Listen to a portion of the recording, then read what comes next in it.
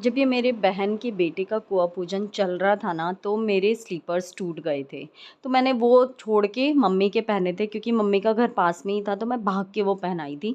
और हमने इतना डांस किया था इस कुआँ पूजन में कि मैंने जो मम्मी के स्लीपर्स पहने थे वो भी टूट गए थे, और सब मेरे जो कज़न्स थे और जो मेरी मासी वगैरह थी ना, वो लिटरली डांस छोड़ के मुझ पे इतने हंस रहे थे, क्योंकि ये दूसरे स्लीपर्स थे जो मैंने एक दिन में दौड़े हैं। एंड मुझे बिलीव नहीं हो रहा था कि घर से इतना दूर और दूसरों की फैमिली के आगे मेरा इतना बड़ा पोपट हो गया है।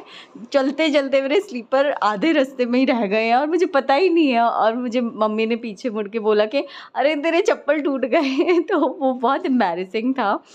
एंड मुझे बिलीव ही नहीं हो रहा था कि दूसरी बार एक दिन में दूसरी बार मेरे स्लीपर्स टूट रहे हैं।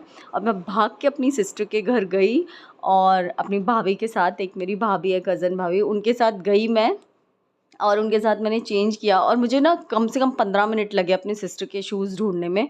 और मेरी सिस्टर का जो पैर का साइज़ है वो बड़ा भी है, तो मुझे वो लूज़ भी थी बेलीज़।